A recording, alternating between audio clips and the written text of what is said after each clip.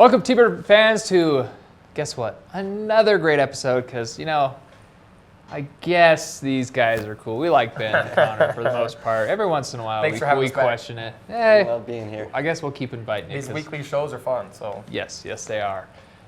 Especially with you guys.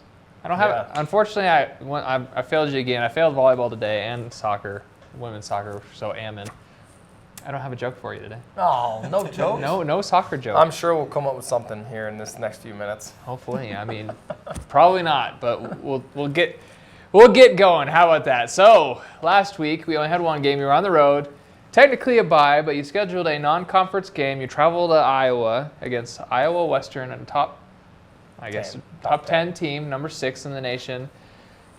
Have an unfortunate loss, but I feel like you played really well. So let's talk about this.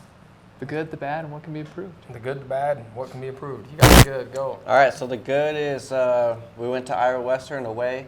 We put in a really good performance. We thought we played really well. And then if you look at the stats, I think we ended the game with 16 shots, 8 corners, loads of long throw-ins that led to dangerous opportunities. So we felt like we went to Council Bluffs and we gave them a run. You know what I mean? And we played a style of soccer that Ben and I both liked, and after the game we told them we were super proud of you guys, and look at the scoreboard. Like we came here away and we gave them the best shot that they can handle, and unfortunately they came out with the win with the late goal. It's true. Yeah, and the bad was the loss, right? And so there was nothing ugly necessarily about the game or things to improve on. Things to improve on is just a little more consistency, right? And so, we started the game, we had 3 corner kicks in the first 3 minutes of the game. Wow. And, you score on one of those corner kicks early in the game, and then it changes the game. So we weren't ruthless enough in front of the goal. We had numerous opportunities with the ball in the box, and just couldn't quite, figure out how to get the ball in the back of the net. And that's part of soccer. And then you give up a lane, we gave up a lane PK.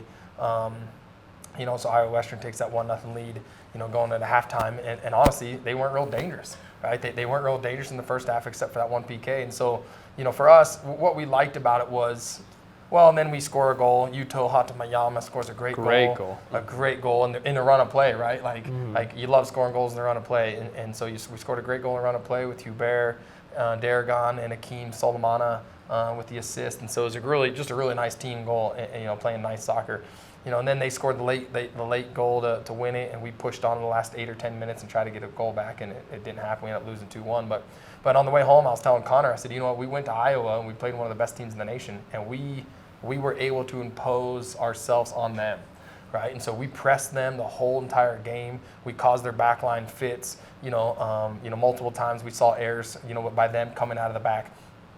So we were able to play our aggressive style, with one of the best teams in the nation. And that gives my guys confidence. It gives my guys confidence to try to do that every game and try to impose ourselves on people. And that's what we're going to try to do, the rest of the season.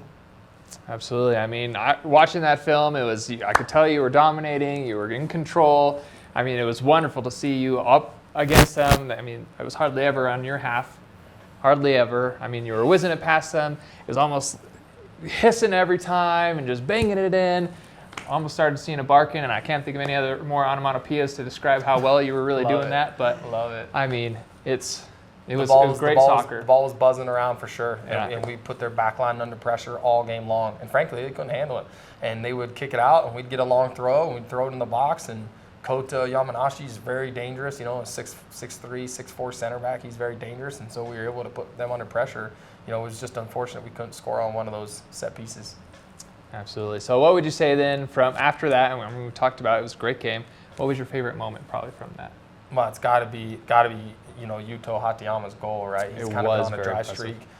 He's been a couple games now without scoring a goal, but what a goal. He let the ball roll across his body, a little dip of the shoulder to send the defenders flying, free up a little bit of space to finish.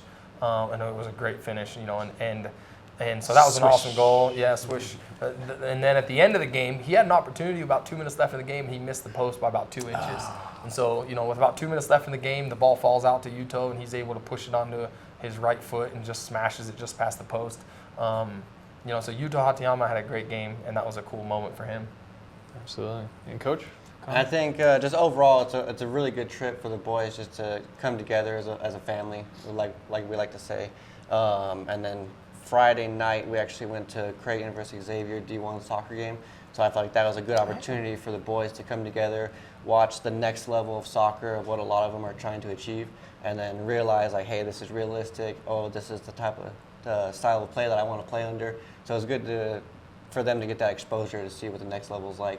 And it was a really good team bonding experience, and just fun to do with the guys the night before a huge game. So I didn't get invited. That sounds like a great time. Long drive. It was fun. Yes, it would have been a long drive. It was a great trip. And we talked about it. This bye weekend, we could have taken the weekend off and given the guys a couple days extra rest, but instead, we gather them up and take them on a trip to go play somebody really good, and that game hopefully pays off for us here in the next few weeks, as we play some really big games coming up. Yeah, so perfect segue into the next part here. You're currently within the region, you're third. You've got Northwest on Friday at Northwest. You've got Central on Saturday at Central. 3 games total left. I feel like a manageable schedule, but obviously they're still dangerous anyway. It could be anybody on any given day.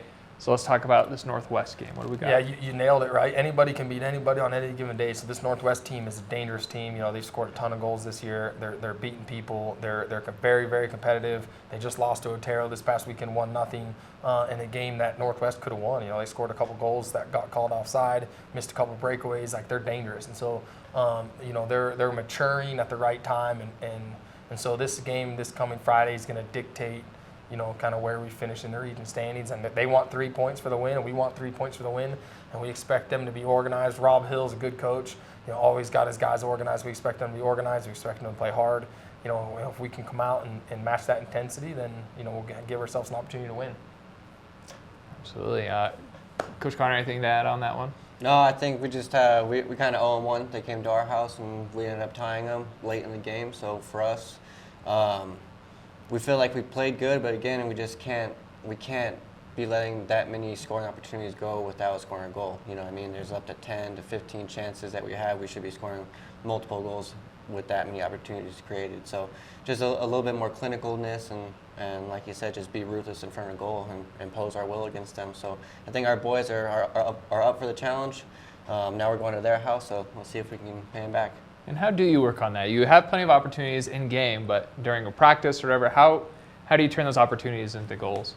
Yeah, part of it is we want our guys just to build confidence, right? And so we put them in situations in practice where they can be successful, and so we do that for everybody. We do it for defenders, we do it for goalkeepers, we do it for forwards, and so scoring goals, we want to score goals in practice. So yesterday we played a little game in practice, and it's a high intensity, small side field, with big goals where there's lots of shooting opportunities, and we score goals. I think Issa scored 5 goals yesterday. Wow. And so so you get into practice, and we want these guys to be successful, right? We want them to feel that, and then as a coach, you hopefully it translates into game days, right?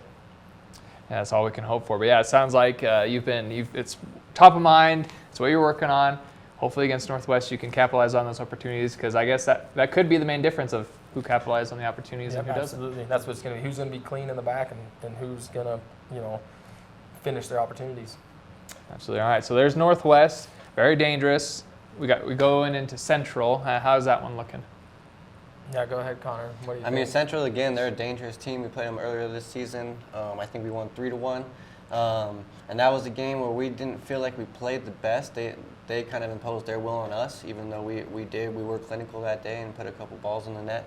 But it's always tough to go to their house and play against a physical team. And like I said a couple weeks ago, they got 11 guys there for a reason, trying to beat us. So we got to have 11 guys on the field ready to impose our will against them and do it, carry out our game plan and be clinical in front of goal. So from a player stance or just a team view, who do you need to step up, or what needs to step up in order for you to be successful this weekend? Yeah, I think it starts in the back, right? It starts in the leadership in the back. We need Hugo, Almo to continue his good form, and be a leader for us in the back as a goalkeeper and keep us organized, and then that translates into our center backs, Kota, Yamanashi, and Shohori.